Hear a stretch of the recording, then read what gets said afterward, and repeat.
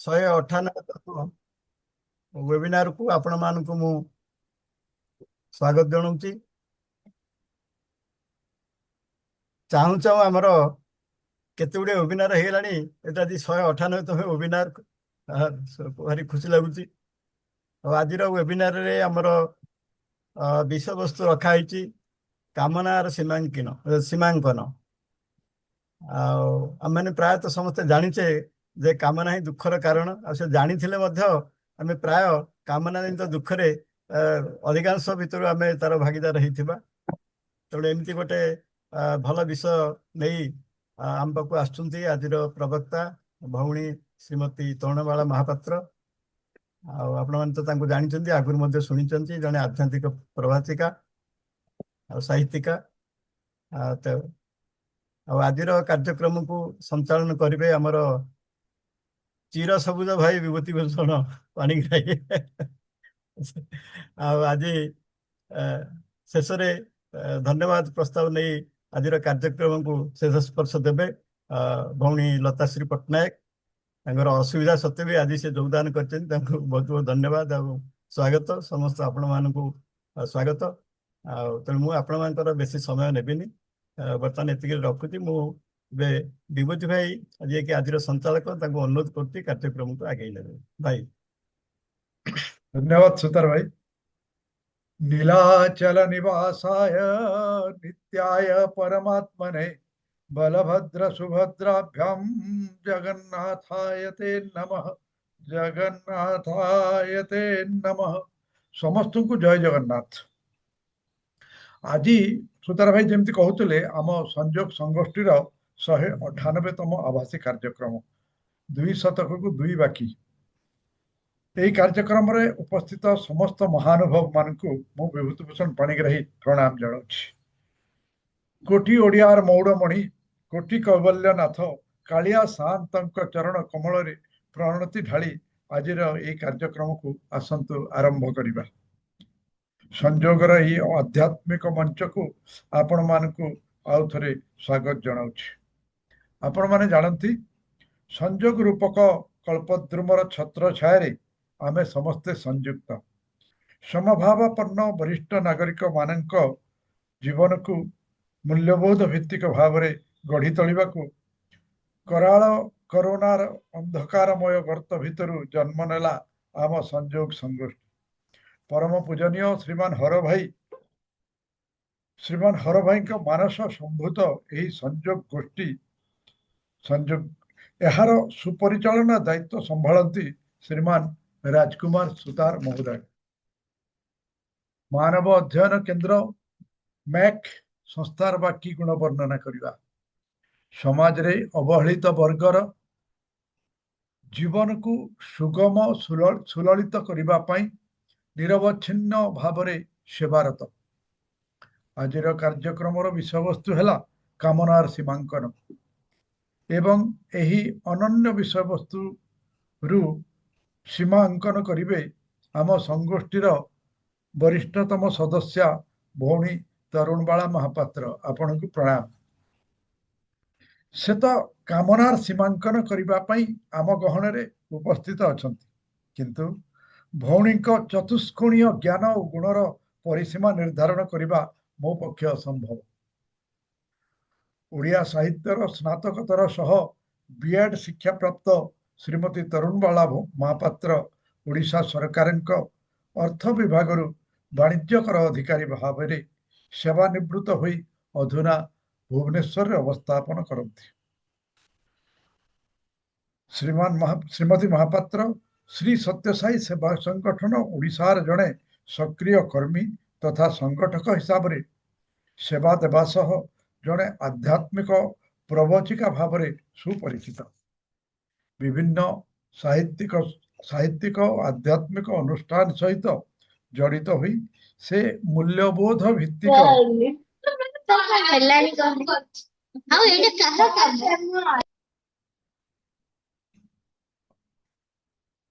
मूल्यबोध भित्तिक साहित्य रचना करि आसुचंती। बहु पत्र पत्रिकार तांकर कविता क्षुद्र गल्प शिशु साहित्य और आध्यात्मिक लेखा प्रकाशित हुई आसुची। तांकर एई ତାଙ୍କର ଏକ କବିତା ସଂକଳନ ମଧ୍ୟ ପ୍ରକାଶିତ ହୋଇ ବହୁ ପାଠକୀୟ ଆଦୃତି ଲାଭ କରିଛି। ବିଭିନ୍ନ ସାହିତ୍ୟିକ ଆଧ୍ୟାତ୍ମିକ ସମାବେଶରେ ଜଣେ ଉଚ୍ଚକୋଟୀର ଉପସ୍ଥାପିକା ଭାବରେ ମଧ୍ୟ ତାଙ୍କର ସୁନାମ ରହିଛି। ଏତଦବ୍ୟତୀତ ସେ ଭାରତୀୟ ଯୋଗ ସଂସ୍ଥାନ ପ୍ରବର୍ତ୍ତିତ ଯୋଗ ଶିକ୍ଷା ମଧ୍ୟ ଦେଇ ଆସୁଛନ୍ତି। ତାଙ୍କ ଦ୍ୱାରା ପ୍ରାପ୍ତ ଶ୍ରୀ ସତ୍ୟସାଇ ସେବା ସଂଗଠନ ତରଫରୁ ନାରୀ ଶକ୍ତି ପୁରସ୍କାର, ଆମ ଅଗଣାର ସଜଫୁଲ ପରିବାର ତରଫରୁ ପ୍ରକୃତି ପ୍ରେମୀ ସମ୍ମାନ ତଥା ଯୋଗ ଦର୍ଶନ ସମ୍ମାନ ଏବଂ ଜୟ ଜଗନ୍ନାଥ ପରିବାର ତରଫରୁ ମାନସ ଚନ୍ଦ୍ରିକା ସମ୍ମାନ ତାଙ୍କ ବହୁମୁଖୀ ପ୍ରତିଭାର ପରିଚାୟକ। ତେଣୁ ଆସନ୍ତୁ ଏହି ଚତୁଷ୍କୋଣୀୟ ପ୍ରତିଭାର ଅଧିକାରିଣୀଙ୍କୁ ମଞ୍ଚ ହସ୍ତାନ୍ତର କରିବା ପୂର୍ବରୁ ଆପଣମାନଙ୍କୁ ମନେ ପକାଇ ଦେବା ପାଇଁ ଚାହେଁ, ଆମେ ସମସ୍ତେ ଶୃଙ୍ଖଳା ଡୋରିରେ ବନ୍ଧା। ସମସ୍ତଙ୍କ ଅନୁରୋଧ, ବିଷୟବସ୍ତୁ ଆଲୋଚନା ସମୟରେ ଆମେ ସମସ୍ତେ ନିଜ ନିଜର ଅଡିଓ ଭିଡିଓ ବନ୍ଦ ରଖିବା। ପ୍ରଶ୍ନୋତ୍ତର କାର୍ଯ୍ୟକ୍ରମ ପାଇଁ 15 ମିନିଟ୍ ଧାର୍ଯ୍ୟ ଅଛି।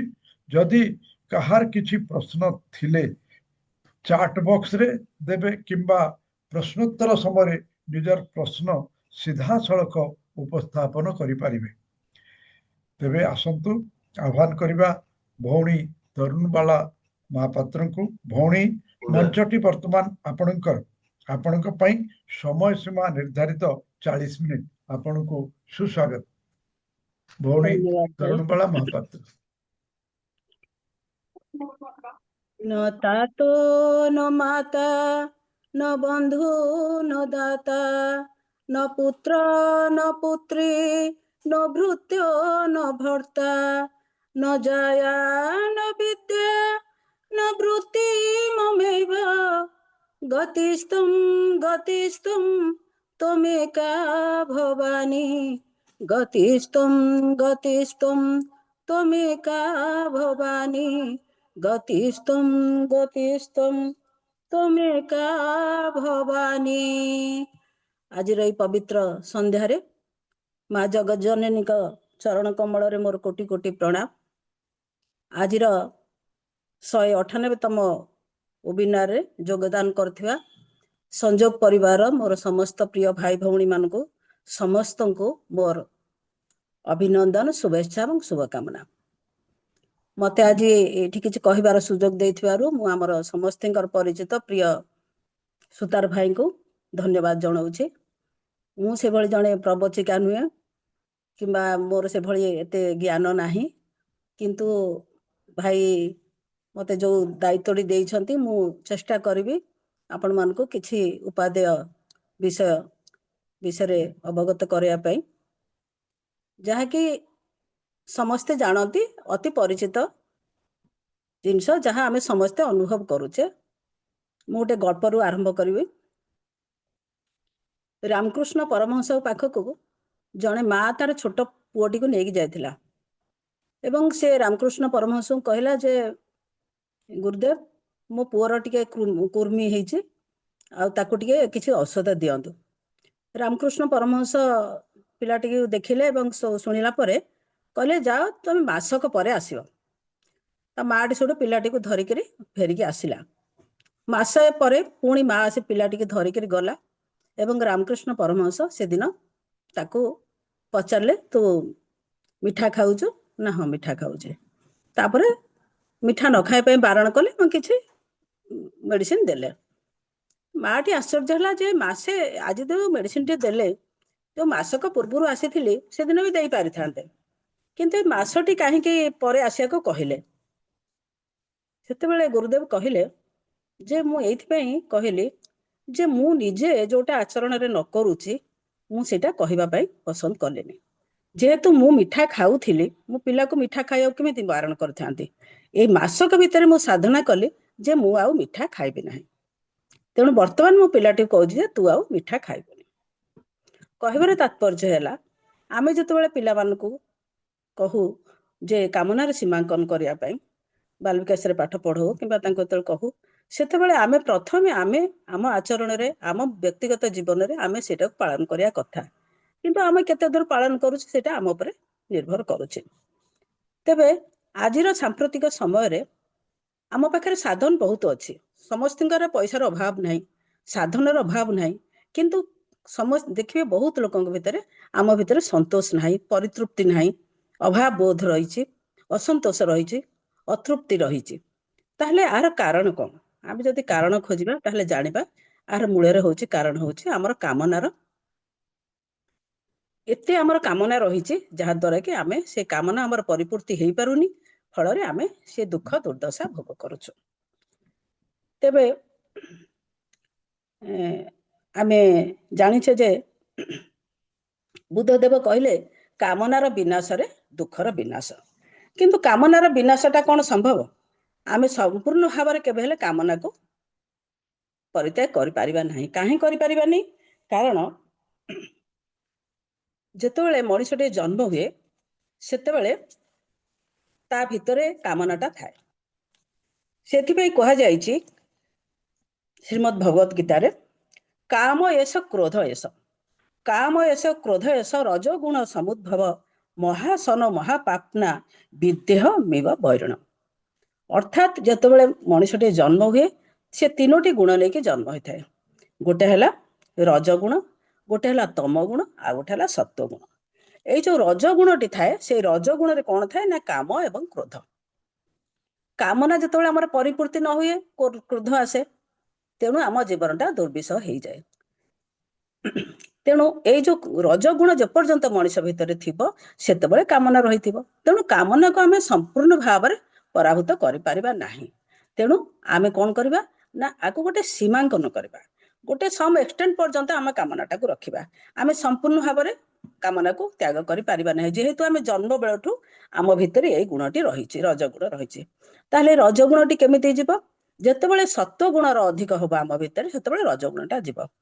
ତାର ଗୋଟେ ଉଦାହରଣ, ଗୋଟେ ମିରରରେ, ଦର୍ପଣରେ ଯେତେବେଳେ ଧୂଳି ଲାଗି ଯାଉଛି ସେତେବେଳେ ଆମର ପ୍ରତିବିମ୍ବଟା ଆମେ ଦେଖିପାରୁନେ, କିନ୍ତୁ ଯେତେବେଳେ ଆମେ ସେ ଧୂଳିକି ପୋଛି ଦଉଛେ ତାପରେ ଆମେ ପ୍ରତିବିମ୍ବଟା ଦେଖି ଦଉଛେ। ଯେତେବେଳେ ଦର୍ପଣଟା ପରିଷ୍କାର ହେଇଯାଉଛି ଆମେ ଆମର ପ୍ରତିବିମ୍ବ ଦେଖୁଛେ। ସେହିପରି ଭାବରେ ଆମ ରଜଗୁଣଟା ଆମ ଠାରୁ କେମିତି ଯିବ ନା ଯେତେବେଳେ ଆମେ ସତ୍ୱଗୁଣର ଅଧିକାରୀ ହବା, ସେତେବେଳେ ସତ୍ୱଗୁଣ ଯେତେବେଳେ ଅଧିକାରୀ ହବା ସେତେବେଳେ ଆମଠୁ ରଜଗୁଣ ଯିବ। ସତ୍ୱଗୁଣ କ'ଣ ନା ସତ୍ୱଗୁଣ ହେଲା ବିବେକ, ବୁଦ୍ଧି ଏବଂ ଭଗବତ ବିଶ୍ୱାସ, ଆଧ୍ୟାତ୍ମିକତା, ଏଇସବୁ ଜିନିଷ। ଏମାନେ ହେଲେ ସତ୍ୱଗୁଣର ଅଧିକାରୀ। ତମଗୁଣୀ ଆମେ ଜାଣିଛେ, ତମଗୁଣୀ ଯୋଉମାନଙ୍କର ସବୁ ପ୍ରକାର ମାନେ ମଦ୍ୟ, ମାଂସ, ଜୁଆ ଖେଳ ଏଇସବୁ ଯୋଉଟା ସେଗୁଡ଼ା ହେଲା ତମଗୁଣୀ। ତେଣୁ ଆମେ ସତ୍ୱଗୁଣୀର ଅଧିକାରୀ ଯେତେବେଳେ ହବା ଅଟୋମେଟିକ ଆମ ଭିତରୁ ଏଇ ରଜଗୁଣଟା ଯିବ। ତେଣୁ ଆମେ ଚେଷ୍ଟା କରିବା କେମିତି ଆମେ ସତ୍ୱଗୁଣୀର ଅଧିକାରୀ ହବା।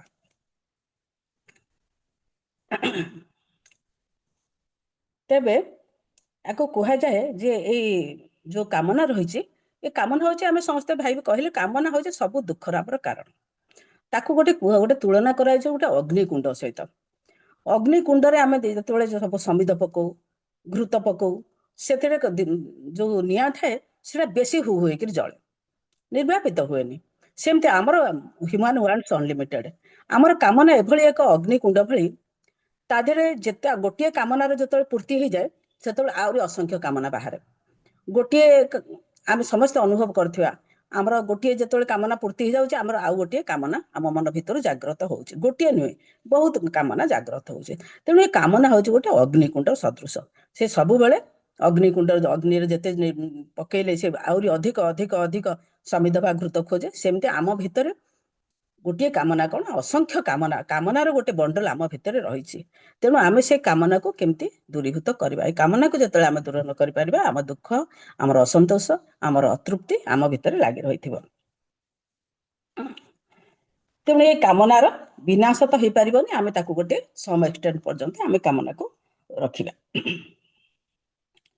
ଆଉ ଗୋଟେ କଥା କୁହାଗଲା, କାମ ଏବଂ ରାମ, କାମ ଏବଂ ରାମ ଏକ ସ୍ଥାନରେ କେବେ ହେଲେ ରହିପାରିବେ ନାହିଁ। ଦେଖନ୍ତୁ, ଯେତେବେଳେ ମା ସୀତା ଗୋଟିଏ ସ୍ୱର୍ଣ୍ଣ ମୃଗକୁ ଦେଖିଲେ, ସ୍ୱର୍ଣ୍ଣ ହରିଣକୁ ଯେତେବେଳେ ଦେଖିଛନ୍ତି ଏବଂ ରାମଚନ୍ଦ୍ର କହିଛନ୍ତି ତାଙ୍କର ସେଇ ମୃଗ ପ୍ରତି ତାଙ୍କର ଯୋଉ ଆସକ୍ତି ହେଇଛି, ସେତେବେଳେ ରାମଚନ୍ଦ୍ର ଯାଇଛନ୍ତି, ତା ପଛେ ଦୌଡ଼ିଛନ୍ତି। ଦୌଡ଼ିଲା ଫଳେ କ'ଣ ହେଇଛି ନା ସେ ସୀତାଙ୍କ ପାଖରୁ ଦୂରେଇ ଗଲେ। ତେଣୁ ଯୋଉଠି କାମନା ରହିଲା ସେଠି ରାମ ପଳେଇଲେ।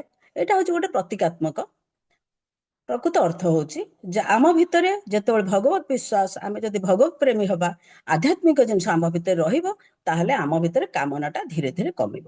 ଆମେ ଗୋଟେ ଘଣ୍ଟା ଯେମିତି ଚାଲୁଛି, ଡାହାଣକୁ ଚାଲୁଛି ବାଁକୁ ଚାଲୁଛି, ଆମେ ଯଦି ସଂସାର ଆଡ଼କୁ ବେଶୀ ମୁହାଇବା, ଆମେ ଆଧ୍ୟାତ୍ମିକତା ଆଡ଼କୁ କମି କମି ଯିବା। ଏବଂ ଯଦି ଆଧ୍ୟାତ୍ମିକ ଆଡ଼କୁ ଆମେ ଯଦି ମୁହାଇବା, ତାହେଲେ ଆମର କାମନା ଶୂନ୍ୟ ହେବ। ଆମର ଏଇ ଯୋଉ ବସ୍ତୁଗତ ଜୀବନ ଆମେ ଧୀରେ ଧୀରେ ତାକୁ କମେଇ ପାରିବା। ତେଣୁ ସବୁ ଗୋଟିଏ କଥା କୁହାଗଲା ଯେ ରାମ ଆଉ କାମ ଏକା ସାଙ୍ଗରେ ରହିପାରିବେ ନାହିଁ। ତେଣୁ ଆମେ କାମନାକୁ ବିନାଶ କରିବାକୁ ହେଲେ ଆମେ ରାମଙ୍କୁ ଭଜିବା, ଅର୍ଥାତ୍ ଆମେ ଆଧ୍ୟାତ୍ମିକ ପଥରେ ଯିବାକୁ ଚେଷ୍ଟା କରିବା।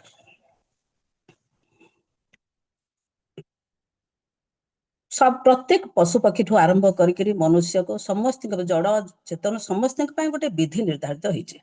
ଯେମିତିକି ଗୋଟେ ମଣିଷର ତାର ଦେହର ଉତ୍ତାପ ହେଉଛି 98.4 ଡିଗ୍ରୀ। ଯଦି ଅଧିକ ହେଲା ତାହେଲେ ତାକୁ ଆମେ କହିବା ତାର ଉତ୍ତାପ ଅଛି ବା ଜ୍ୱର ହେଇଛି। ସେମିତି ଦେଖନ୍ତୁ ସମୁଦ୍ର, ତାର ଗୋଟେ ସୀମା ଅଛି, ସେ ସୀମା ଲଙ୍ଘନ କରିବନି, ସେଇ ପର୍ଯ୍ୟନ୍ତ ସେ ଆସିବ। ପଶୁ ପକ୍ଷୀ ତାଙ୍କର କିଛି ନୀତି ନିର୍ଦ୍ଧାରଣ ହେଇଛି, ସେ ତାର ଭିତରେ ରହିବେ। ତେଣୁ ଆମ ପାଇଁ ଯଦି ଗୋଟେ ସୀମା, ଆମେ ଯଦି ସୀମାକୁ ଲଙ୍ଘନ କରିଯିବା ତାହେଲେ ଆମ ପାଇଁ ସେଟା ବିପଦ ହବ।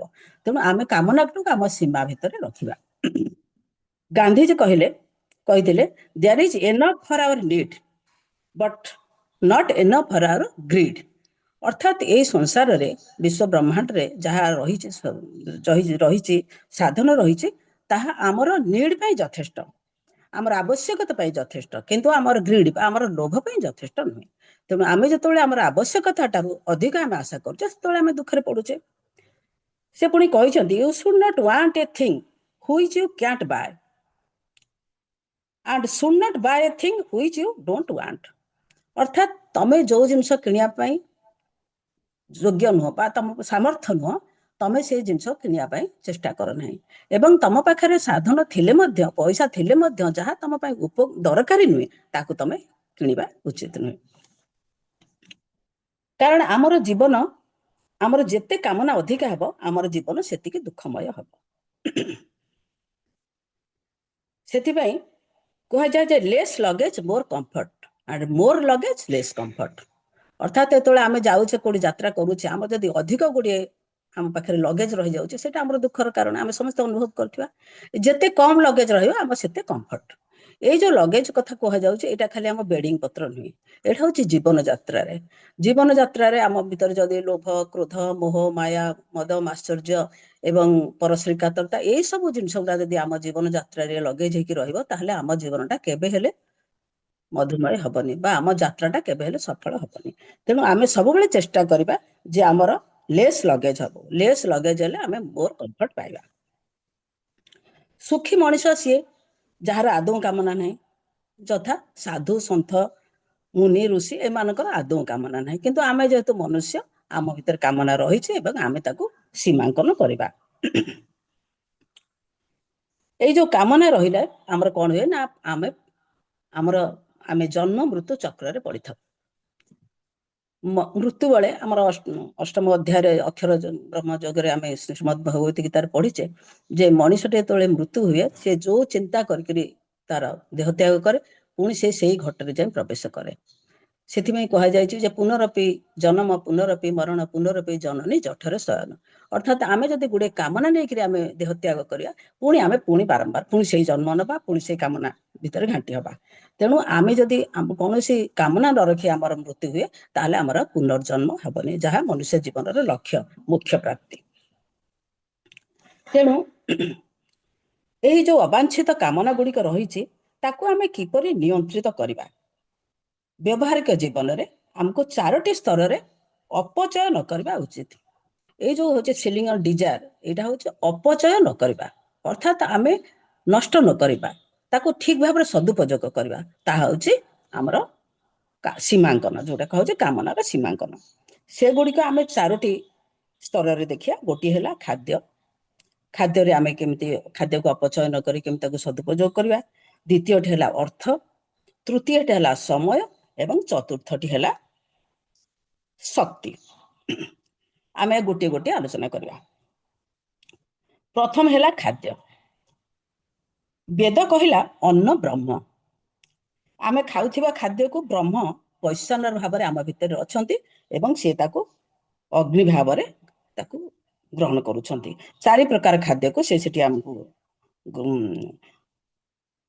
ହଜମ କରୁଛନ୍ତି, ଯଥା ଚର୍ବ୍ୟ, ଚୋଷ୍ୟ, ଲେହ୍ୟ ଏବଂ ପେୟ। ବୈଶ୍ୱନର ଅଗ୍ନି ରୂପରେ ରହିକରି ସେ ଗ୍ରହଣ କରୁଛନ୍ତି। ତେଣୁ ଆମର ଶ୍ରୀମଦ୍ ଭଗବତୀରେ କୁହାଗଲା ବା ଆମେ ସମସ୍ତେ ଖାଦ୍ୟ ଗ୍ରହଣ ପୂର୍ବରୁ ଏହି ସ୍ତୋତ୍ରଟି ପାଠ କରୁ।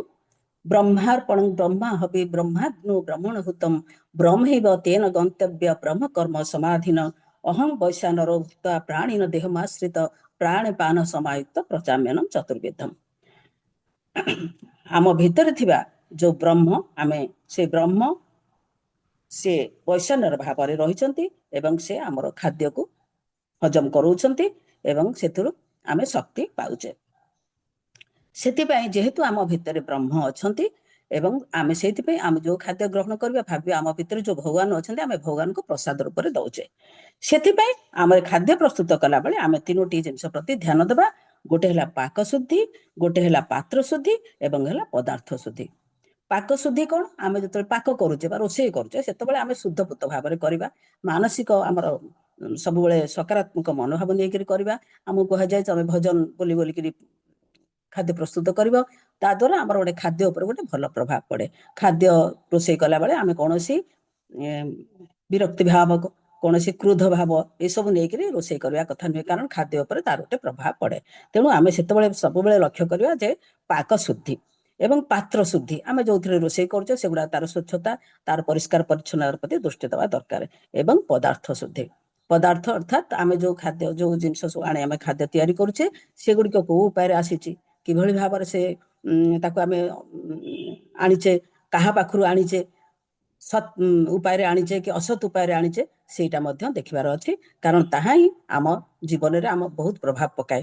ଅନ୍ନ ଯେମିତି କୁହାଯାଏ ଯଥା ଅନ୍ନ ତଥା ମନ, ଅନ୍ନର ବହୁତ ପ୍ରଭାବ ଅଛି ମନ ଉପରେ। ଛୋଟିଆ କଥାଟେ ଆମର ଚୀନା କଥାରେ ଅଛି ଯେ ଥରେ ଜଣେ ସାଧୁଙ୍କୁ ଜଣେ ସେ ଗାଁର ଜଣେ ଭଦ୍ରଲୋକ ଡାକିଥିଲେ ଖାଇବା ପାଇଁ ଯୋଉଦିନ ଡାକିଥିଲେ ତାଙ୍କ ନିମନ୍ତ୍ରଣ କରିଥିଲେ, ସେଦିନ ହଠାତ୍ ତାଙ୍କ ସ୍ତ୍ରୀଙ୍କର ଦେହ ଖରାପ ହେଇଗଲା। ତେଣୁ ସିଏ ଆଉ ସ୍ତ୍ରୀ ତାଙ୍କର ରୋଷେଇ କରିବାକୁ ସକ୍ଷମ ହେଲେନି। ସିଏ ତାଙ୍କ ଗାଁରେ ଗୋଟେ ଝିଅଟି ସିଏ ରୋଷେଇ କରେ, ତାକୁ ଯାଇକରି ଡାକିଲେ, ବାଧ୍ୟ ହେଇକି ଡାକିଲେ। ରୋଷେଇ ସେ ଆସି କଲା। ସାଧୁ ସେଦିନ ରାତ୍ରି ଭୋଜନ କଲେ ଏବଂ ତାଙ୍କୁ ସାଧୁଙ୍କୁ ଭଲ, ଯେହେତୁ ସାଧୁ ଲୋକ ତାଙ୍କ ବାସନ ନ ଦେଇ ତାଙ୍କର ଯେହେତୁ ଘରେ ଥିଲେ ଯୋଉ କଷ୍ଟଲି ବାସନ, ରୂପାରେ ନିର୍ମିତ ବାସନରେ ତାଙ୍କୁ ଖାଇବାକୁ ଦିଆଗଲା। ତାପରେ ସେ ଝିଅଟି ତାର ପଳେଇଲା। ସାଧୁ କ'ଣ କଲେ, ତାଙ୍କର ଗୋଟେ ମୋହ ଆସିଲା ମନରେ। ଖାଦ୍ୟ ଖାଇସାରିଲା ପରେ ସିଏ ଯୋଉ ରୂପା ପାତ୍ରରେ ତାଙ୍କୁ ପାଣି ଦିଆ ହେଇଥିଲା ପିଇବାକୁ, ସିଏ ତାକୁ କ'ଣ କଲେ, ସେ ଗ୍ଲାସଟିକି ତାଙ୍କ ଯୋଉ ମୁଣିଟି ଆଣିଥିଲେ ବା ବ୍ୟାଗଟି ଆଣିଥିଲେ ସେଥିରେ ପୁରେଇକି ନେଇଗଲା ପରେ ଘରକୁ ଗଲା ପରେ ତାଙ୍କୁ ରାତିରେ ଆଉ ନିଦ ହେଲାନି। ହଠାତ୍ ତାଙ୍କର ଯେତେବେଳେ ଖାଦ୍ୟଟା ହଜମ ହେଇଯାଇଛି, ଖାଦ୍ୟର ପ୍ରଭାବ କମିଛି, ତାଙ୍କ ମନରେ ଗୋଟେ ଭାବାନ୍ତର ଆସିଲା। ସେ କହିଲେ ମୁଁ ଗୋଟେ ସାଧୁ ଲୋକ, ମୋର କାହିଁକି ଏଭଳି ଗୋଟେ ମନୋବୃତ୍ତି ହେଲା, ମୁଁ ସେ ଗ୍ଲାସଟାକୁ ନେଇକି ଆସିଲି। ସେଇ କଥା ଚିନ୍ତା କରିକି ତାଙ୍କୁ ରାତିରେ ଆଉ ନିଦ ହେଲାନି। ତାପରେ ସେ ସକାଳୁ ଆସିକି ସେ ଘର ଯିଏ ନିମନ୍ତ୍ରଣ କରିଥିଲେ ତାଙ୍କୁ ଆସିଲେ। ସେ ସବୁ ଚିନ୍ତା କଲେ ଯେ କାହିଁକି ମୋତେ ଏଭଳି ମୋର ମନୋବୃତ୍ତି ହେଲା, ଏ କ'ଣ ଖାଦ୍ୟ? ତାଙ୍କୁ ପଚାରିଲେ ତମ ଖାଦ୍ୟ ପ୍ରସ୍ତୁତ କିଏ କରିଥିଲା, କୋଉଠୁ ଆଣିଥିଲା, କ'ଣ ସବୁ ବୁଝିଲା ପରେ ଜଣାଗଲା ଯେ ସେ ଯୋଉ ଝିଅଟିକି ଆଣିଥିଲେ ରୋଷେଇ କରି, ଆଉ ସେ ଝିଅର ଟିକେ ଚୋରଣୀ ପ୍ରକୃତି ଅଛି। ସିଏ ଟିକେ ହାତ ଉଠାଇ ସବୁ ଜିନିଷ ପତ୍ର ଟିକେ ନେଇଯାଏ। ସିଏ ଯେତେବେଳେ ରୋଷେଇ କରୁଛି ସେତେବେଳେ ସେ ଚିନ୍ତା କରୁଛି ମୁଁ ଆଧିରୁ କିଛି ଜିନିଷ ଲୁଚେଇକି ନେଇଯିବି। ତେଣୁ ସେ ଯୋଉ ଚୋରି ପ୍ରକୃତି, ତାର ଯୋଉ ମନୋବୃତ୍ତି ଯୋଉ ଖାଦ୍ୟ ଉପରେ ସେ ପ୍ରଭାବ ପକେଇଲା, ତେଣୁ ସାଧୁ ଯୋଉ ଖାଦ୍ୟ ଖାଇଲେ ତାଙ୍କର ମଧ୍ୟ ଇଚ୍ଛା ହେଲା ଯେ ସିଏ ନେଇକରି ଯିବେ। ତେଣୁ ଦେଖନ୍ତୁ ଖାଦ୍ୟର କେମିତି ଗୋଟେ ପ୍ରଭାବ। ତେଣୁ ଆମେ ଯେତେବେଳେ ଖାଦ୍ୟ ପ୍ରସ୍ତୁତ କରୁଛେ ଆମେ ସେଥିପ୍ରତି ସଚେତନ ହେବା। ଆଉ ଗୋଟେ କଥା ଆମେ ଜାଣିଛେ, ଯେତେ କୁରୁସଭା କଥା ଆମେ ଜାଣିଛେ ଯେ ମହାଭାରତ କଥା, ଯେତେବେଳେ କୁରୁସଭା ତଳେ ଦ୍ରୌପଦୀଙ୍କର ବସ୍ତ୍ରହରଣ ହେଇଛି ସେତେବେଳେ ଭୀଷ୍ମ ସେଠି ଥିଲେ, ପିତାମହ ଭୀଷ୍ମ, କିନ୍ତୁ ସେ ସେତେବେଳେ କୌଣସି ପ୍ରତିବାଦ କରିନଥିଲେ। କିନ୍ତୁ ଯେତେବେଳେ ଶରାଘାତ ହେଲା ପରେ ତାଙ୍କଠୁ କିଛି ରକ୍ତ ନିଗିଡ଼ି ଯାଇଛି ଏବଂ ସେତେବେଳେ ସେ ଉପଦେଶ ଦେଉଛନ୍ତି, ସେତେବେଳେ ତାଙ୍କୁ ଯେତେବେଳେ ପଚରା ଯାଇଛି ତମେ ଏଇ ଯୋଉ ଉପଦେଶ ଦଉଛ ସେତେବେଳେ କାହିଁକି ତମ ଭିତରେ ଏଇ ସଦ୍ଜ୍ଞାନ ନଥିଲା? ସେତେବେଳେ ସେ କହିଛନ୍ତି ସେତେବେଳେ ମୁଁ ଯୋଉ ଖାଦ୍ୟ ଖାଉଥିଲି ଦୁର୍ଯ୍ୟୋଧନର ପାପ ଖାଦ୍ୟ ଖାଉଥିଲି। ସେଇ ଯୋଉ ପାପାତ୍ମାର ଯୋଉ ଖାଦ୍ୟ ଖାଉଥିଲି ମୋ ଭିତରେ ମଧ୍ୟ ସେଇ ଖାଦ୍ୟର ପ୍ରଭାବ ପଡ଼ିଥିଲା। ସେତେବେଳେ ମୋର କୌଣସି ଚିନ୍ତା ସଦ୍ଭାବନା ନଥିଲା। ତେଣୁ ମୁଁ ସେତେବେଳେ କିଛି କହିପାରିନଥିଲି, କିନ୍ତୁ ଆଜି ଯେତେବେଳେ ଶରାଘାତ କରିକିରି ଅର୍ଜୁନ ମତେ ଶରାଘାତ କରିକି ମୋ ଦେହରୁ ସେ ରକ୍ତ ଗୁଡା ନିଗାଡ଼ି ଦେଇଛି, ସେତେବେଳେ ମୋର ପୁଣି ଯୋଉ ପୂର୍ବବତ୍ ମୋର ଯୋଉ ଜ୍ଞାନ ସେଇଟା ଆସିଛି। ତେଣୁ ଖାଦ୍ୟଟା ଏତେ ପ୍ରଭାବ ପଡିଛି। ତେଣୁ ଆମେ ଯେତେବେଳେ ଖାଦ୍ୟ ଖାଇବା ବା ଖାଦ୍ୟ ରନ୍ଧନ କରିବା, ଆମେ ଏସବୁ ପ୍ରତି ସଚେତନ ହବା। ତେଣୁ କୁହାଯାଏ ଯେ don't waste food, food is God. ଖାଦ୍ୟ ହେଉଛି ଭଗବାନ। ଖାଦ୍ୟକୁ ଆମେ କୌଣସି କେବେ ହେଲେ ନଷ୍ଟ କରିବା ନାହିଁ, ବରଂ ଯଦି କମ୍ ବରଂ ଖାଇବା, କିନ୍ତୁ ଖାଦ୍ୟକୁ ଆମେ କେବେ ନଷ୍ଟ କରିବା ନାହିଁ। ଛୋଟିଆ ଗପଟି ଆମର ବାଲ୍ମିକି ପିଲାଙ୍କୁ କୁହାଯାଏ, ଥରେ ଭଗବାନ ସତ୍ୟସାଇ ବାବାଙ୍କ ସହିତ କାରୁଣ୍ୟାନନ୍ଦ ଯାଇଥିଲେ ବମ୍ବେ। କାରୁଣ୍ୟାନନ୍ଦ ତଳେ ଘରେ ରହୁଛନ୍ତି, ଭଗବାନ ସତ୍ୟସାଇ ଉପର ଘରେ ରହୁଛନ୍ତି। କାରୁଣ୍ୟାନନ୍ଦ ଦେଖୁଛନ୍ତି ଯେ ଝରକା ପଟେ ସେପଟେ ଗୋଟେ କୋଳାହଳ। ସେ ଦେଖିଲେ ଯେ ଯୋଉ ଖାଇସାରିଲା ପରେ ଯୋଉ ପତ୍ରକୁ, ଯୋଉ ଖାଦ୍ୟ ସବୁ ନଷ୍ଟ କରି ଯୋଉ ପତ୍ର ପଡିଛି, ସେଇ ପତ୍ରକୁ କୁକୁର ମାନେ ଖାଉଛନ୍ତି ଏବଂ କେତେ ଗୁଡେ ଛୋଟ ଛୁଆ ସେମାନେ କୁକୁର ମାନଙ୍କ ସହିତ ଲଢେଇ କରି ସିଏ ମଧ୍ୟ ସେ ଅଇଁଠା ପତ୍ରରୁ ଖାଦ୍ୟ ଖାଉଛନ୍ତି। କାରୁଣ୍ୟାନନ୍ଦଙ୍କୁ ବହୁତ ଦୁଃଖ ଲାଗିଲା ଦେଖିକିରି। କହିଲେ ଭଗବାନ ଯୋଉଠି ଭଗବାନ ନିଜେ ଉପସ୍ଥିତ ଅଛନ୍ତି, ସେଠି ଏଭଳି ଜିନିଷ ଯେ ଛୁଆ ଗୁଡାକ ଖାଇବାକୁ ପାଉନାହାନ୍ତି, ସେମାନେ କୁକୁର ସହିତ ଯଦି ବାଡିଆ ପିଟା କରିକି ଖାଦ୍ୟ ଖାଉଛନ୍ତି ଅଇଁଠା ପତ୍ରରୁ, ତାଙ୍କୁ ବହୁତ ଦୁଃଖ ଲାଗିଛି। ଏଇ କଥା ଚିନ୍ତା କରୁ କରୁ ସେ ଦେଖିଲେ ପଛରେ କାହାର ହାତର ସ୍ପର୍ଶ, ଦେଖିଲେ ଭଗବାନ ନିଜେ ସ୍ୱୟଂ ଆସିକିରି ରହିଛନ୍ତି ଏବଂ ପଚାରୁଛନ୍ତି, କାରୁଣ୍ୟାନନ୍ଦ ତମେ ଏଇଥିପାଇଁ ଦୁଃଖ କରୁଛ ନା ପିଲାମାନଙ୍କୁ ଦେଖିକିରି? ନା ହଁ ପ୍ରଭୁ, ଆପଣ ଥାଉ ଥାଉ ଏଭଳି ପିଲା ଗୁଡାକ ଖାଇବାକୁ ନ ପାଇକିରି ଏଭଳି କୁକୁରଙ୍କ ସହିତ ସଂଘର୍ଷ କରିକି ଖାଦ୍ୟ ନେଉଛନ୍ତି। ଭଗବାନ ସେତେବେଳେ କହିଛନ୍ତି, ତମେ ଜାଣିନ, ଏମାନେ ପୂର୍ବ ଜନ୍ମରେ ବହୁତ ବଡ ବଡ ଘରେ ଜନ୍ମ ହୋଇଥିଲେ ଏବଂ ଡାଇନିଂ ଟେବୁଲରେ ବିଭିନ୍ନ ପ୍ରକାର ଖାଦ୍ୟ ରହୁଥିଲା। ସେମାନେ ଟିକେ ଟିକେ ଖାଇକରି ସବୁ ନଷ୍ଟ କରିଦଉଥିଲେ। ତେଣୁ ସେ ଯୋଉ ଖାଦ୍ୟ ନଷ୍ଟ କରୁଛନ୍ତି, ଏ ଜନ୍ମରେ ତାଙ୍କୁ ଖାଦ୍ୟର ଅଭାବ ପଡିଛି। ତେଣୁ ଆମେ ଯଦି ଖାଦ୍ୟ ନଷ୍ଟ କରିବା, ତାହେଲେ ଏମିତି ସମୟ ଆସିବା ବା ଆମେ ଜନ୍ମରେ କୋଉ ଜନ୍ମରେ ମଧ୍ୟ ଆମକୁ ସେଇ ଖାଦ୍ୟ ମିଳିବନି। ତେଣୁ ଆମେ କେବେ ହେଲେ ଖାଦ୍ୟକୁ ନଷ୍ଟ କରିବା ନାହିଁ। ଜିହ୍ୱା ଚାପଲ୍ୟ ଆମେ ରଖିବାନି। ଜିହ୍ୱା ଚାପଲ୍ୟ କଣ? ଆମକୁ ଯୋଉଟା ଆମର ଯୋଉ ଇନ୍ଦ୍ରିୟ ମାନେ ଅଛନ୍ତି, ଆମକୁ ସବୁବେଳେ ସେ ମାନେ ବାଟବଣା କରୁଛନ୍ତି।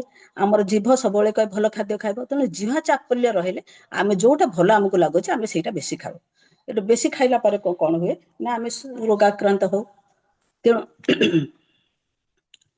ଖାଦ୍ୟ କେବେ ହେଲେ ନଷ୍ଟ କରିବା କଥା ନୁହେଁ। ମଦର ଟେରେସାଙ୍କ କଥା ଆମେ ଜାଣିଛେ, ସେ ଯେତେବେଳେ ପ୍ଲେନରେ ସବୁ ଯାଆନ୍ତି, ଏରୋପ୍ଲେନରେ ଏୟାର ହୋଷ୍ଟେସ୍ ମାନେ ସବୁ ଥାଆନ୍ତି, ବହୁତ ଲୋକ ଟିକେ ଟିକେ ଖାଦ୍ୟ ଖାଇ ଫୋପାଡ଼ି ଦିଅନ୍ତି। ମଦର ଟେରେସା ସେତେବେଳେ କଣ କରୁଥିଲେ ନା ତାଙ୍କର ଗ୍ୟାଙ୍ଗ ଥିଲେ ତାଙ୍କ ମିଶନରେ, ଝିଅ ମାନଙ୍କୁ ନେଇକରି ସେ ଯୋଉମାନେ ଏୟାର ହୋଷ୍ଟେସ୍ ଥିଲେ ତାଙ୍କ ସହିତ ଗୋଟେ କଣ୍ଟାକ୍ଟ କରିଥିଲେ ଯେ ଯେତିକ ଖାଦ୍ୟ ସେମାନେ ନ ଖାଇ ପକଉଥିଲେ ସେ ତାକୁ ସବୁ ଆଣିକରି ସ୍ଲମ୍ସ ମାନଙ୍କରେ ବାଣ୍ଟୁଥିଲେ। ସେ କେବେ ହେଲେ ମାନେ ଖାଦ୍ୟକୁ ନଷ୍ଟ କରିବାକୁ ଦେଇନାହାନ୍ତି, ଯେ ସବୁବେଳେ ଖାଦ୍ୟ ଆଣିକରି ଯୋଉମାନେ ମାନେ ଅଭୁକ୍ତ ରହୁଥିଲେ, ଯୋଉମାନେ ଭୋକିଲା ରହୁଥିଲେ, ସେମାନଙ୍କୁ ସେ ଖାଦ୍ୟ ଦଉଥିଲେ। ତେଣୁ ଆମେ ଖାଦ୍ୟକୁ କେବେ ନଷ୍ଟ କରିବାନି। କୁହାଯାଏ ଥରେ ଯିଏ ଖାଏ ସେ ହେଲା ଯୋଗୀ। ଯୋଗୀ ମାନେ ଥରେ ଖାଆନ୍ତି, ତେଣୁ ତାଙ୍କର କିଛି ରୋଗ ଫୋଗ ନଥାଏ। ଯିଏ ଦିଥର ଖାଏ ସେ ଭୋଗୀ। ଯୋଉମାନେ ଦିଥର ଖାଇଲେ ସେ ଭୋଗୀ, ଆଉ ଯିଏ 3 ଥର ଖାଏ ସେ ରୋଗୀ। ଆମେ କେତେ ଥର ଖାଉଛେ? ଆମେ 3 ଥର ଖାଉଛେ, ତେଣୁ ଆମେ ରୋଗୀ। ତେଣୁ ଆମେ ଯଦି ଯୋଗୀ ହେବାକୁ ଚାହିଁବା, ତାହେଲେ ଆମେ ଥରେ ଖାଇବା। ଆମେ ଥରେ ତ କେବେ ଖାଇବାନି, କିନ୍ତୁ ଆମେ ଖାଇବାରେ ଗୋଟେ ସୀମାଙ୍କନ କରିବା ଏବଂ ଆମେ ଋତୁଭୋଗ, ମିତଭୋଗ ଏବଂ ହିତଭୋଗ ପ୍ରତି ଦୃଷ୍ଟି ଦେବା। ଋତୁଭୋଗ ମାନେ ଯୋଉ ଋତୁରେ ଯାହା ମିଳେ ଆମେ ତାକୁ ଖାଇବା। ମିତଭୋଗ ମାନେ ଆମେ ଅଳ୍ପ ଖାଇବା ଏବଂ ହିତଭୋଗ ଯାହା ଆମ ଶରୀର ପାଇଁ ହିତକର ଆମେ ତାକୁ ଖାଇବା। ଏ 3ଟି ଜିନିଷ ପଛେ ଆମେ ଖାଇଲା ବେଳେ ମଧ୍ୟ ଧ୍ୟାନ ଦେବା। ଆମେ ଏଇସବୁ କରିପାରିଲେ ଆମେ ଖାଦ୍ୟରେ ସୀମାଙ୍କନ କରିପାରିବା। ଇଏ ଗଲା ଖାଦ୍ୟ। ତାପରେ ଆସିଲା ଅର୍ଥ। କୁହାଯାଏ ଧର୍ମ ମୂଳ ଇଦମ ଜଗତ, କିନ୍ତୁ ଆଜିକାଲି ଆଉ ଧର୍ମ ମୂଳ ଇଦମ ଜଗତ ନାହିଁ, ବର୍ତ୍ତମାନ ଧର୍ମ ମୂଳ ଇଦମ ଜଗତ। ଅର୍ଥାତ୍ ଧନ ହିଁ ସବୁକିଛି। ଧନର ଆବଶ୍ୟକତା ରହିଛି, ନୋ ଡାଉଟ୍, କିନ୍ତୁ ଆମେ ଧନକୁ ସର୍ବସ୍ୱ ବୋଲି ଭାବିବାନି।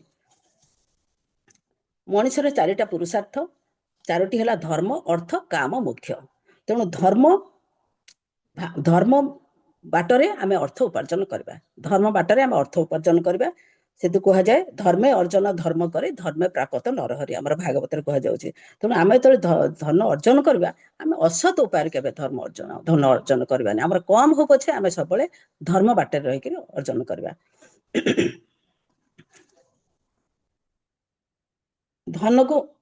ଧନକୁ ଆମେ କାମନାର ପୂର୍ତ୍ତି ପାଇଁ କେବେ ହେଲେ ନଷ୍ଟ କରିବାନି। କାମନା ପାଇଁ ଆମେ ସବୁ ଧନକୁ ଅର୍ଥ କରିବାନି। ଆମେ କାମନାର ସୀମାଙ୍କନ କରି ଅର୍ଥକୁ କିଛି ସଞ୍ଚୟ କରିବା ଏବଂ ଯୋଉ ଅର୍ଥ ଆମେ ସଞ୍ଚୟ କରିବା ତାକୁ ମାନବ ସେବାରେ ବିନିଯୋଗ କରିବା।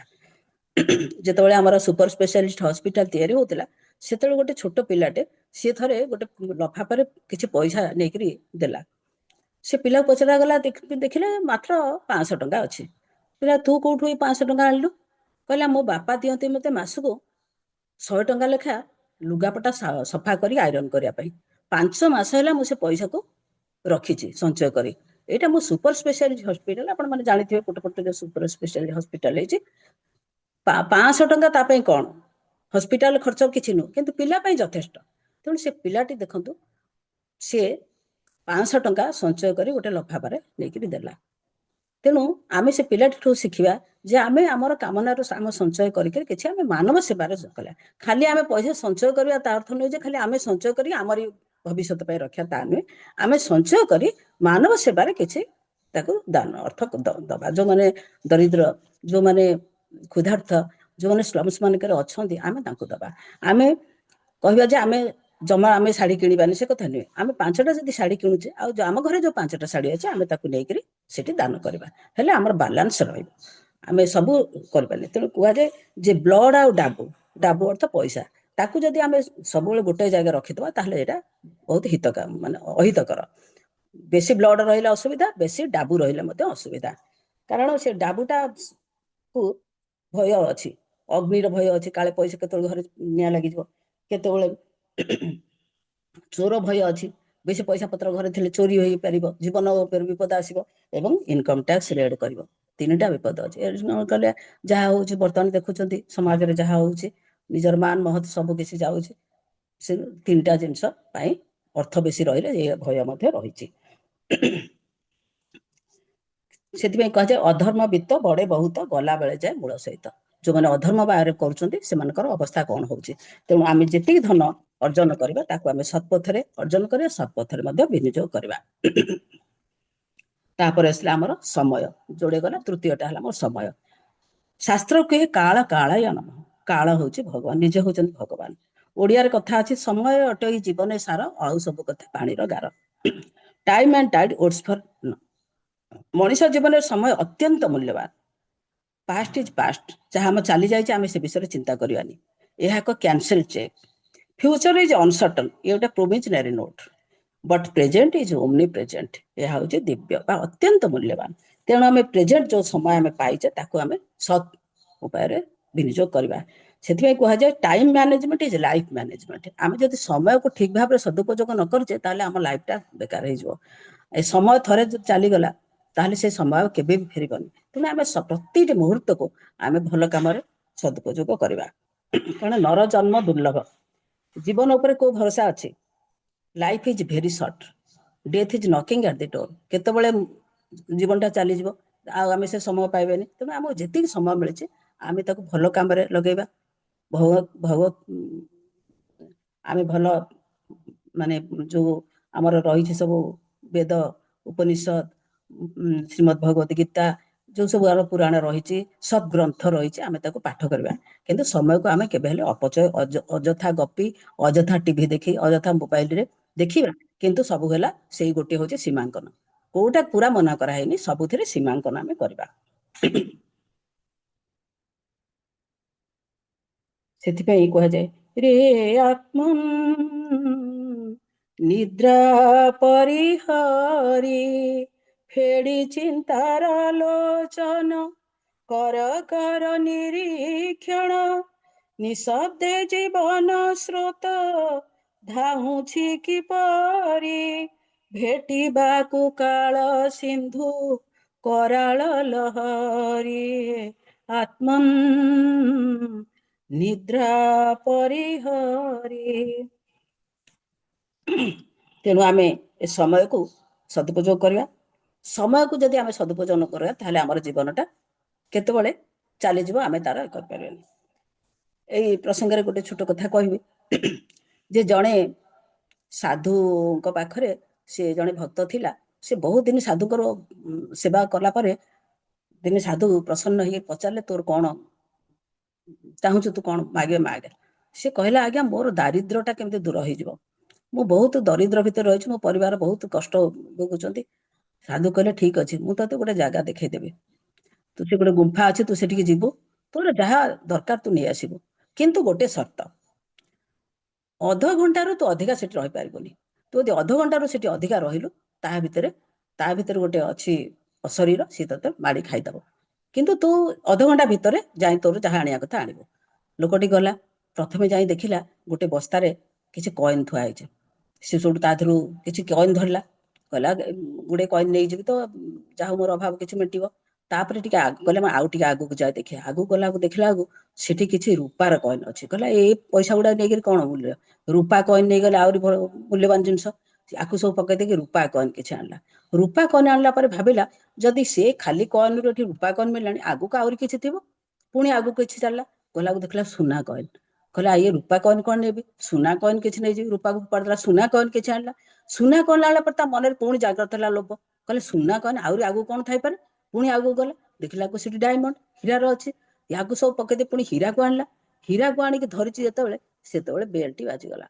ଅଧଘଣ୍ଟା ସମୟ ତାର ଚାଲିଗଲା। ସିଏ ଆଉ ଆଣିବ କଣ, ଜୀବନ ବିକଳରେ ଭାବିଲା ତ ଅଶରୀରତାକୁ ମାଡ଼ିବ, ସେ ଖାଇବ। ସିଏ ଦୌଡ଼ିଲା, ଦୌଡ଼ି ଦୌଡ଼ି ଆସିକିରି ଆଉ ବାହାରକୁ ଆସିପାରିଲାନି। ହୀରା ସେଇଠି ରହିଲା, ତା ଜୀବନ ବି ସେଇଠି ରହିଲା। କହିବାର ତାତ୍ପର୍ଯ୍ୟ ହେଲା ସମୟଟା କେତେ ମୂଲ୍ୟବାନ। ସମୟ ନଷ୍ଟ କଲା, ତାକୁ ଯେତିକି ସମୟ ଦିଆଯାଇଥିଲା ସେତିକିରେ ସେ ଯାହା ପାଇଛି ନେଇକି ଆସିଥାନ୍ତା, ହୁଏତ ତା ଜୀବନଟା ସୁରୁଖୁରୁରେ ଯାଇଥାନ୍ତା। ତେଣୁ ଆମେ ସବୁବେଳେ ସମୟ ପ୍ରତି ସଚେତନ ହବା। ସେଥିପାଇଁ କୁହାଯାଏ lost time is never ଫାଉଣ୍ଡ again. ଆଉ ଯୋଉ ସମୟ ବିତିଗଲା ତାକୁ ଆମେ କେବେ ହେଲେ ପାଇବାନି। ଇଡ଼ିଗଲା ପାଣି ଆଉ ବିତିଗଲା ସମୟ ଆଉ କେବେ ହେଲେ ଫେରେ ନାହିଁ। Two most powerful warriors are patience and time. ଏ ଯେଟା ଜୀବନରେ ଆମର ସବୁଠୁ ବହୁତ ବଡ଼ କଥା। ଇଏ ଗଲା ଆମର ସମୟ। ଆମେ ସମୟକୁ କେମିତି ସଦୁପଯୋଗ କରିବା, ସମୟକୁ ନଷ୍ଟ କରିବାନି, ସମୟରେ କେମିତି ଆମେ ସୀମାଙ୍କନ କରିବା। କାରଣ କୁହାଯାଏ a stitch in time saves 9। ପୁଣି କୁହାଯାଏ ସେକ୍ସପିୟର କହିଛନ୍ତି better 3 hours too soon than a minute too late. ତେଣୁ ଆମେ ଯୋଉ ଆମର ମହାପୁରୁଷ ମାନେ କହିଯାଇଛନ୍ତି, ଆମେ ସେ କଥାକୁ ମର୍ମେ ମର୍ମେ ଅନୁଭବ କରିବା। ତୃତୀୟରେ ଆମର ଆସିଲା ସମୟ ପରେ ଆମର ଆସିଲା ଶକ୍ତି।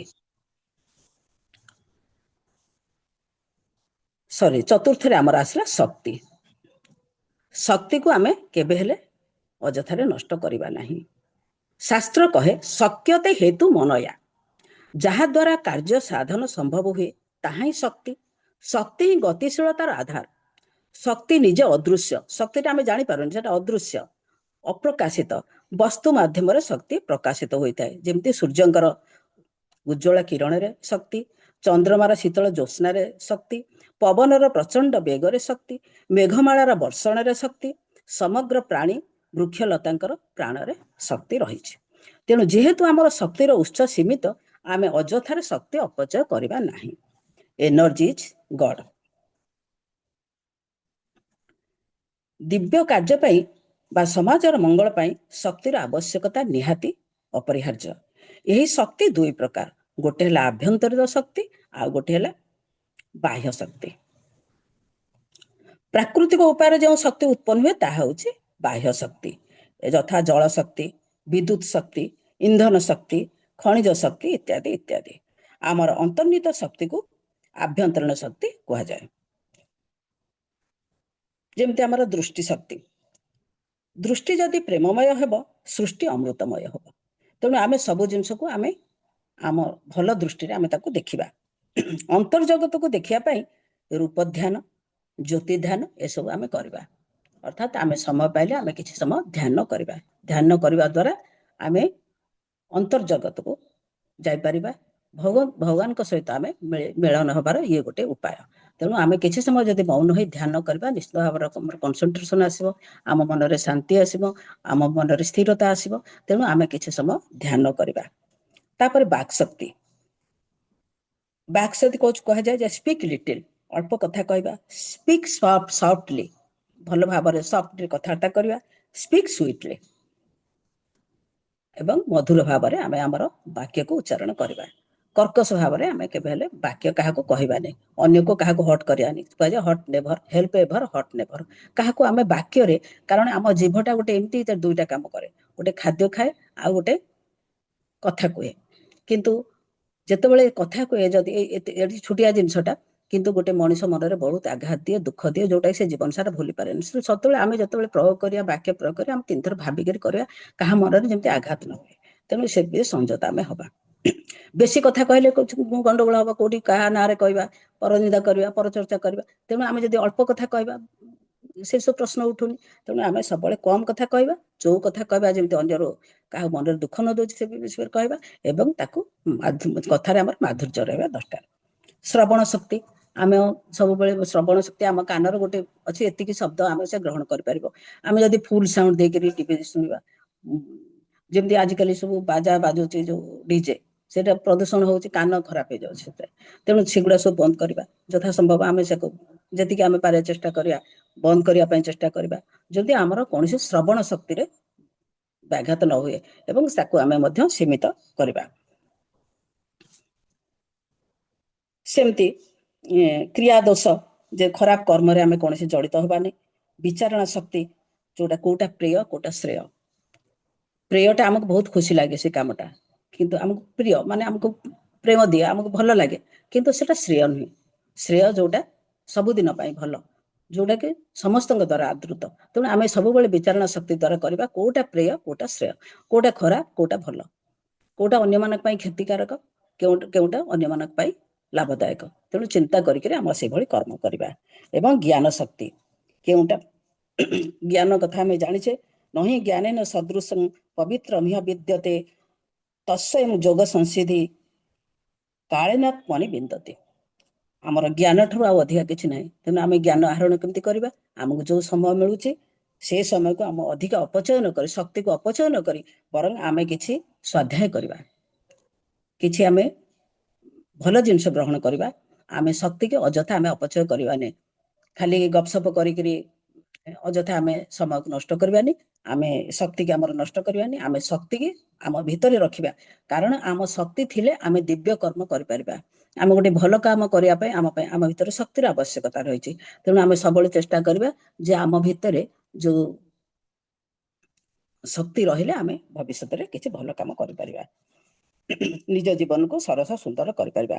ତେଣୁ କାମନାର ବିନାଶରେ ଦୁଃଖକୁ ବିନାଶ କରିବାର ସୂତ୍ରକୁ ଜୀବନରେ ଆମେ ଗ୍ରହଣ କରିପାରିବା। ତେଣୁ କାମନାକୁ ସମ୍ପୂର୍ଣ୍ଣ ଭାବରେ ଆମେ କେବେ ହେଲେ କରିପାରିବାନି, କିନ୍ତୁ ଆମେ ସବୁବେଳେ କାମନାକୁ କେମିତି ଯଥାସମ୍ଭବ କରିବା।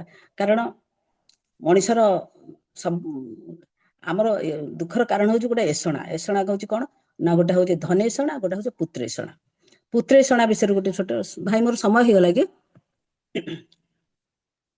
ପୁତ୍ରେଷଣା ବିଷୟରେ ମୁଁ ଗୋଟେ କଥା କହୁଛି। ଆଉ 5 ମିନିଟ ଅଛି।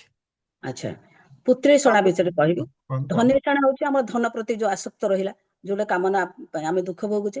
ଏବଂ ଗୋଟେ ହଉଛି ପୁତ୍ରଷେଣା, ଆମର ସବୁବେଳେ ଆମର ପିଲାମାନଙ୍କ ପ୍ରତି ଆମେ ଆସକ୍ତ, କେମିତି ଆମେ ପିଲାମାନଙ୍କ ପାଇଁ ସଞ୍ଚୟ କରିବା, ପିଲାମାନେ ଆମର କେମିତି ଭଲରେ ରହିବେ, ଏସବୁ ଚିନ୍ତା ଆମକୁ ସବୁବେଳେ ବ୍ୟସ୍ତ ବିବ୍ରତ କରାଏ ଏବଂ କାମନାଟା ଆମର ବଢେ। କିନ୍ତୁ କିଛି ଆବଶ୍ୟକତା ନାହିଁ। ଆମେ ସଞ୍ଚୟ କଲେ, ଯୋଉ କଥା କୁହାଯାଏ ଯେ ପୁଅ ଯଦି ଯୋଗ୍ୟ ହବ ଧନ କାହିଁ ପାଇଁ ସନ୍ତୁ, ପୁଅ ଯଦି ଅଯୋଗ୍ୟ ହବ ଧନ କାହିଁ ପାଇଁ ସନ୍ତୁ, ଦରକାର ନାହିଁ। ପୁଅ ତାର ନିଜ କର୍ମ କରିବ। ଏଇ ବିଷୟରେ ଗୋଟେ, ଏଇ ପୁତ୍ରଷେଣା ବିଷୟରେ ଗୋଟେ ଛୋଟ କଥା କହିକି ମୋର ବକ୍ତବ୍ୟ ଶେଷ କରିବି। ଜଣେ ଭଦ୍ରଲୋକ, ଜଣେ ବେପାରୀଟିଏ, ତାର ଗୋଟେ ଦୋକାନ ଫୋକାନ ଅଛି। ସିଏ ଜୀବନ ସାରା ସଞ୍ଚୟ କରି ରଖିଲା ତାର 4ଟି ପୁଅଙ୍କ ପାଇଁ। ନିଜେ ନ ଖାଇ ନିଜେ ଭଲ ନ ପିନ୍ଧିକିରି ସବୁବେଳେ ପଇସାକୁ ସଞ୍ଚୟ କରି ରଖିଥାଏ। ଏବଂ ସଞ୍ଚୟ କରି କୋଉଠି ରଖେ ତା ପୁଅମାନଙ୍କୁ କହିନଥାଏ। ପୁଅମାନେ ସବୁ ଦୋକାନ ବଜାର କରିଥାନ୍ତି, କିନ୍ତୁ କେହି ଜାଣନ୍ତିନି ବାପା କେତେ ରଖିଛି। ସମସ୍ତେ ଜାଣିଛନ୍ତି ବାପା ବହୁତ ପଇସା ରଖିଛି, କିନ୍ତୁ କୋଉଠି ରଖିଛି କେମିତି ରଖିଛି କେହି ଜାଣନ୍ତିନି। ଏମିତି ଗୋଟେ ସମୟ ଆସିଲା, ବାପା ଗୋଟେ ବେମାରରେ ପଡ଼ିଲା। ବେମାରରେ ପଡ଼ିଲା ବାପାର ପାଟିଟା ବନ୍ଦ ହେଇଗଲା, ଖାଲି ରା ବା କହିଲା, ଆଉ କିଛି କହିଲାନି। ପିଲାମାନେ 4 ପୁଅ ଯାକ ବଡ ବିବ୍ରତ ହେଇ ପଡିଲେ। ବାପା କୋଉଠି ସମ୍ପତ୍ତିଟା ରଖିଛି ଜାଣିଛନ୍ତି, ବାପା ସମ୍ପତ୍ତି ରଖିଛି କୋଉଠି ରଖିଛନ୍ତି ଆମକୁ ତ କହିଲାନି, ପାଟି ତ ପଡିଗଲା, କଣ କରିବୁ?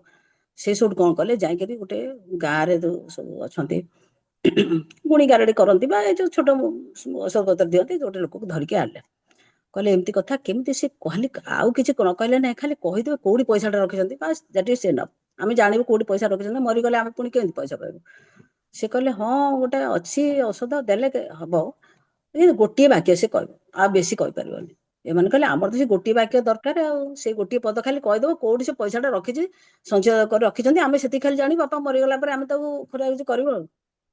ତାପରେ ସେ ସେଠୁ ଗୋଟେ କଣ ଦେଲା ଖାଇବାକୁ, ଖାଇଲା ପରେ ସେ ଗୋଟିଏ ସେଣ୍ଟେନ୍ସ କହିଲା। ବୁଢା କଣ କହିଲା?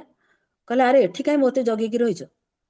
ସେ ଖଣ୍ଡିଆ ଛାଞ୍ଚୁଣିଟାକୁ ସେ କୁକୁରଟା ଆସି ନେଇଗଲାଣି, ସିଆଡେ ଦେଖ, କହିକିରି ପାଟି ପଡ଼ିଗଲା। ତେଣୁ ସେତିକିରେ ସେ ଶେଷ ହେଲା, ତାର ଆଉ କହିବାର ଶକ୍ତି ନାହିଁ। କହିବାର ତାତ୍ପର୍ଯ୍ୟ ହେଲା ଯେ ଯେତେ ଧନ ଅର୍ଜନ କରି ଏତେ କଷ୍ଟ କରିକିରି ପିଲାମାନଙ୍କ ପାଇଁ ରଖିଥିଲା, ଶେଷରେ ସିଏ ଆଉ ପିଲାମାନେ ସେ ତାର ପତ୍ତା ପାଇଲେନି, ଗଲେ। ତେଣୁ ଆମେ କେବେ ହେଲେ ଚିନ୍ତା କରିବାନି। ଆମେ କହିବା ଆମରି ଜୀବନଟି କେମିତି ମାନେ ଆମ ଶରୀର, ଭଗବାନ ଯେଉଁ ଶରୀରକୁ ଦେଇଛନ୍ତି, ଏ ଶରୀର କେମିତି ଅନ୍ୟ କାମରେ ଲାଗୁ, କୌଣସି ଭଲ କାମରେ ଲାଗୁ, ପର ଉପକାରରେ ଲାଗୁ। ଏଇ ଶରୀରଟି ଭଗବାନ ଦେଇଛନ୍ତି, ତାଙ୍କର ଆମ ଶରୀର, ଆମେ ଯୋଉଠୁ ଆସିଛେ ପୁଣି ସେଇଠିକି ଫେରିଯିବା। ଏବଂ ଯେତିକି ସମୟ ଆମେ ଏଇ ସଂସାର ଭିତରେ ରହିବା, କୌଣସି ଭଲ କାମ କରିବା, ପର ଉପକାର କରିବା।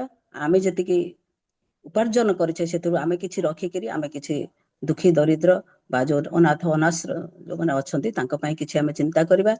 ଯେମିତି ଆମ ହର ଭାଇ ବି କେତେ ପିଲାଙ୍କୁ ବସ୍ତିରୁ ଆଣିକିରି ତାଙ୍କୁ ସମାଜର ମୁଖ୍ୟ ସ୍ରୋତରେ ମିଶେଇଛନ୍ତି, ତାଙ୍କ ପାଇଁ କେତେ କ'ଣ କରିଛନ୍ତି। ସେଇଟା ଗୋଟେ ମହତ୍ କାର୍ଯ୍ୟ। ଏ ଜୀବନ ତ ଚାଲିଯିବ, କିନ୍ତୁ ଏସବୁ କୀର୍ତ୍ତି ଆମର, ଯଶ କୀର୍ତ୍ତି ଆମର ରହିବ। ତେଣୁ ଆମେ ଅଧିକ, ମୁଁ ଆଜି କିଛି କହୁନି, ଆଉ ଅଧିକ କିଛି କହିବାର ନାହିଁ। ଆମେ ସମ୍ପୂର୍ଣ୍ଣ ଭାବରେ ଆମେ ଯଦି କାମନାକୁ ଲୋପ ନ କରିପାରିବା, କାମନାର ବିନାଶ ନ କରିପାରିବା, କିନ୍ତୁ ଆମେ ଏଇ ଚାରୋଟି ଜିନିଷରେ ଆମେ ଅନ୍ତତଃ ପକ୍ଷେ ଚେଷ୍ଟା କରିବା ଯେ ଏଥିରେ କିଛି ସୀମାଙ୍କନ କରିବା। ଆମର ସବୁ ରହିବ କାମନା, କିନ୍ତୁ ତାକୁ ଗୋଟେ ସୀମାଙ୍କନ, ଗୋଟେ ଲେବଲ ପର୍ଯ୍ୟନ୍ତ ଆମେ କରିବା। ଅଧିକ ଆମେ ଲୋଭ କରିବାନି। ଲୋଭ କରିକିରି ଆମେ ଲାଷ୍ଟ ଯେଉଁ ଗପଟି କହିଲେ ଆମର ଅବସ୍ଥା ସେମିତି ହେବ। ତେଣୁ ଆମେ ସବୁବେଳେ ଚିନ୍ତା କରିବା ଯେ ଆମେ ଯେଉଁ ଭଗବାନଙ୍କ ପାଖରୁ ଆସିଛେ ସେଇ ଭଗବାନଙ୍କ ପାଦ ପଦ୍ମରେ ଆମେ ମିଶିବା। ଏବଂ ଭଗବାନ ଯେଉଁ ମହତ୍ ଉଦ୍ଦେଶ୍ୟ ନେଇକରି ଆମକୁ ମଣିଷ ଜନ୍ମଟେ ଦେଇଛନ୍ତି, ସବୁଠୁ ଶ୍ରେଷ୍ଠ ଜନ୍ମ ହେଲା ମଣିଷ ଜନ୍ମ ଦେଇଛନ୍ତି। ଆମେ ଆମର କର୍ତ୍ତବ୍ୟ କରିବା ମଣିଷ ହିସାବରେ, ମଣିଷ ପଣିଆ କରିକିରି ଆମେ କିଛି ସମାଜର ସେବା କରିବା, କିଛି ଦୁଃଖୀ ଦରିଦ୍ରଙ୍କ ପାଇଁ କିଛି କାମ କରିକିରି ଜୀବନଟା ଆମର ଚାଲିଯିବ। ଯେତେବେଳେ ଆମେ ଶେଷ ମୁହୂର୍ତ୍ତରେ ଭାବିବା ଯେ ଯାହା ଆମ ମଣିଷ ଜୀବନର କିଛି ସାର୍ଥକ ହେଇଛି। ତେଣୁ ଯଦି ମୋର କିଛି ଆଉ କହିବାରେ ଭୁଲ ଥାଏ ତାହେଲେ ମୋତେ କ୍ଷମା କରିବେ। ଆଉ ମୁଁ ଦାଶରଥୀ ସାରଙ୍କ ଭଳିଆ ବକ୍ତା ନୁହେଁ, କିମ୍ବା ଯେଉଁମାନେ ବଡ଼ ବଡ଼ ବକ୍ତା ନୁହେଁ। ଆମେ ଏ ପରିବାରର, ମୁଁ ପରିବାରର ଯାହା କହିଲି ଆପଣମାନେ ଯେତିକି ଗ୍ରହଣ କରିବେ। ତେଣୁ ମୁଁ ମୋର ଏଇ ବକ୍ତବ୍ୟକୁ ଏଇଠି ବିରାମ ଦେଉଛି। ସମସ୍ତଙ୍କୁ ଆଉଥରେ ମୋର ପ୍ରଣାମ। ଭାଇଙ୍କୁ ଅନେକ ଅନେକ ଧନ୍ୟବାଦ। ଭାଇ ମୋତେ ଏମିତି ଗୋଟେ ସୁଯୋଗ ଦେଇଥିବାରୁ ଧନ୍ୟବାଦ ଭାଇ। ବହୁତ ବହୁତ ବହୁତ ବହୁତ ଧନ୍ୟବାଦ ଭଉଣୀ। ଅତି ସୁନ୍ଦର ଭାବରେ ଆପଣ ଆଜି ଆପଣଙ୍କର ବିଷୟବସ୍ତୁକୁ ଉପସ୍ଥାପନା କରିଛନ୍ତି। ଆମେ ଯାହା ଦେଖୁଛୁ ବର୍ତ୍ତମାନ ସମୟ ତ ପ୍ରଶ୍ନୋତ୍ତର ସମୟ, କିନ୍ତୁ ଆମର ଚାଟ୍ ବକ୍ସରେ ବର୍ତ୍ତମାନ ସୁଦ୍ଧା କୌଣସି ପ୍ରଶ୍ନ ନାହିଁ। ତେଣୁ ଆଜି ଯେଉଁମାନେ ଯୋଗ ଦେଇଛନ୍ତି ଏ କାର୍ଯ୍ୟକ୍ରମରେ, ଯଦି କାହାର କିଛି ପ୍ରଶ୍ନ ଥାଏ ତାହେଲେ ଆମ ଭଉଣୀ ତରୁଣବାଳା ମହାପାତ୍ରଙ୍କୁ ଆମେ ପଚାରିବା। ତେଣୁ ବର୍ତ୍ତମାନ ପ୍ରଶ୍ନ ଉତ୍ତର ସମୟର ସଦୁପଯୋଗ କରି ଆପଣମାନେ ପ୍ରଶ୍ନ ପଚାରି ପାରିବେ।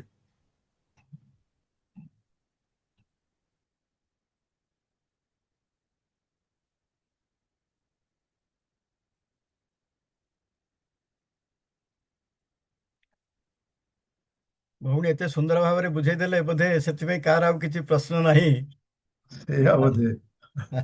ଯଦି କାହାର କିଛି ପ୍ରଶ୍ନ ନାହିଁ ତାହେଲେ ଆମେ ଆଗକୁ ବଢିବା। ପୁରା ସମ୍ପୂର୍ଣ୍ଣ ଭାବରେ ବୁଝିଗଲେ ପ୍ରଶ୍ନ ନଥାଏ, କିମ୍ବା ମୋଟେ ନ ବୁଝିଲେ ମଧ୍ୟ ପ୍ରଶ୍ନ ନଥାଏ। ଭାଇ ବୋଧେ କିଛି ବୁଝି ନାହାନ୍ତି, ଏଇଟା ହେଇପାରେ। ନାଇଁ ନାଇଁ ନାଇଁ ଭଉଣୀ, ବୁଝିବାର ତ ଆପଣ ମାନେ ବହୁତ ଚେଷ୍ଟା କରିଛନ୍ତି ପୁରାପୁରି ଭାବରେ ବୁଝାଇବା ପାଇଁ।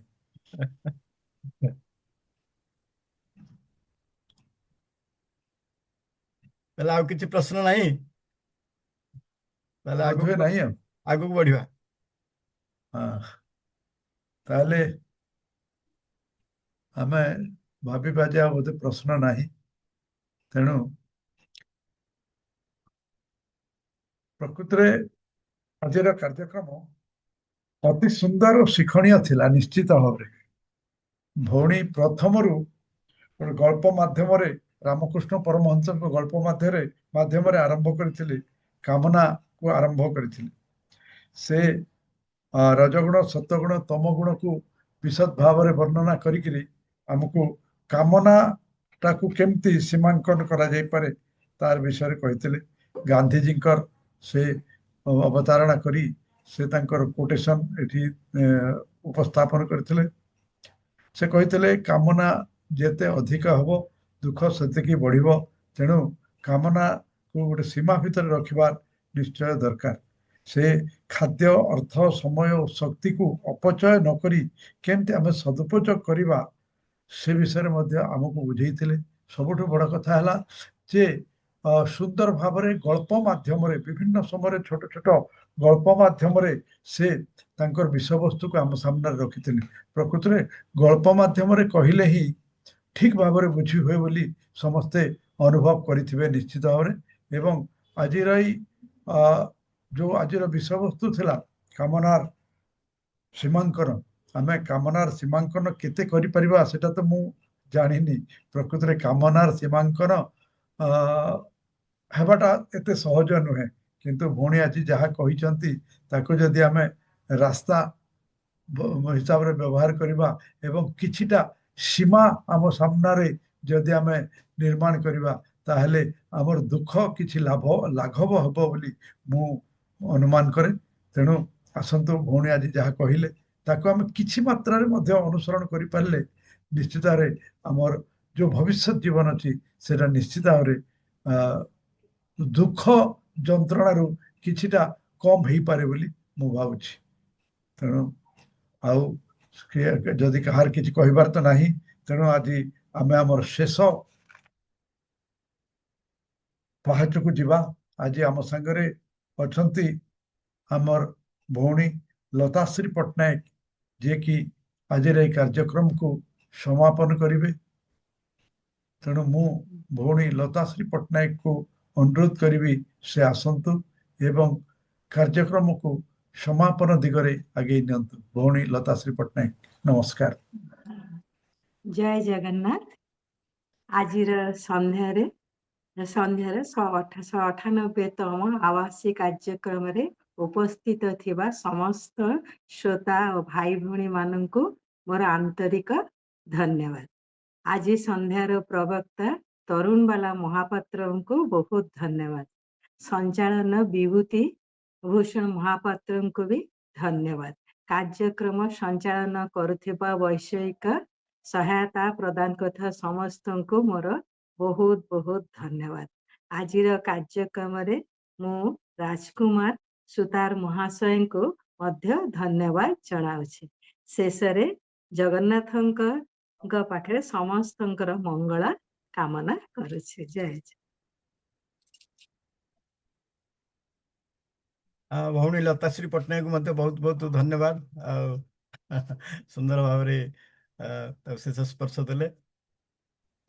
ଆପଣଙ୍କୁ ଧନ୍ୟବାଦ ଭଉଣୀ। ମୁଁ ବିଭୂତି ଭୂଷଣ ମହାପାତ୍ର ନୁହେଁ, ବିଭୂତି ଭୂଷଣ ପାଣିଗ୍ରାହୀ। ସରି। କିଛି ସରି ନାହିଁ, କିଛି ଅସୁବିଧା ନାହିଁ। ଏମିତି ହୁଏ। ପାଣିଗ୍ରାହୀ ବ୍ରାହ୍ମଣ, ମହାପାତ୍ର ବ୍ରାହ୍ମଣ ଅଛନ୍ତି, ବ୍ୟସ୍ତ ହୁଅନ୍ତୁନି। ନାଇଁ ନାଇଁ ଠିକ ଅଛି, ସେଇଟା ତ ଭଲ କଥା, କିନ୍ତୁ ମାନେ କିଛି ଅସୁବିଧା ନାହିଁ, ସରି ବୋଲି କହିବାର ଆବଶ୍ୟକତା ନାହିଁ। ହଉ ତାହେଲେ ଠିକ ଅଛି। ହଁ, ଆଜି ଏକ ସୁନ୍ଦର, ପ୍ରକୃତରେ ଏକ ସୁନ୍ଦର ବିଷୟ ରହିଥିଲା। ଆମର ତରୁଣବାଳା ଭଉଣୀ ଛୋଟ ଛୋଟ ଗଳ୍ପ ମାଧ୍ୟମରେ ସମସ୍ତେ ବୁଝିଲା ଭଳି ଭାବରେ ଭାଷାରେ ସେ ଆମକୁ କହିଛନ୍ତି। ଆଉ ବିଭୂତି ଭାଇ ମଧ୍ୟ ସୁନ୍ଦର ଭାବରେ ତାଙ୍କର ଶେଷ ମନ୍ତବ୍ୟ ପ୍ରଦାନ କରିଛନ୍ତି। ଆଉ ସାମଗ୍ରିକ ଭାବରେ ଆଜିର ୱେବିନାର ଏକ ସୁନ୍ଦର ୱେବିନାର। ସମସ୍ତଙ୍କୁ ବହୁତ ବହୁତ ଧନ୍ୟବାଦ। ଆଜି ପାଇଁ ଏଇଠି ରହିବା। ଆମେ ପୁଣି ଏକାଠି ହେବା ଆମର ପରବର୍ତ୍ତୀ ୱେବିନାର ଡିସେମ୍ବର 9 ତାରିଖରେ। ସେଦିନ ଆମେ ମଧୁର ଆଳାପ ରଖିଛୁ। ବହୁତ ଦିନ ହେଲା ଏ କାର୍ଯ୍ୟକ୍ରମ ହେଇନଥିଲା। ସେଦିନ ଆମେ ଭେଟିବା ଆମ ପରିବାରର 2 ଜଣ ପ୍ରତିଭାଶାଳୀ ବ୍ୟକ୍ତିଙ୍କୁ। ଆଜି ପାଇଁ ଏଇଠି ରହିବା। ନମସ୍କାର।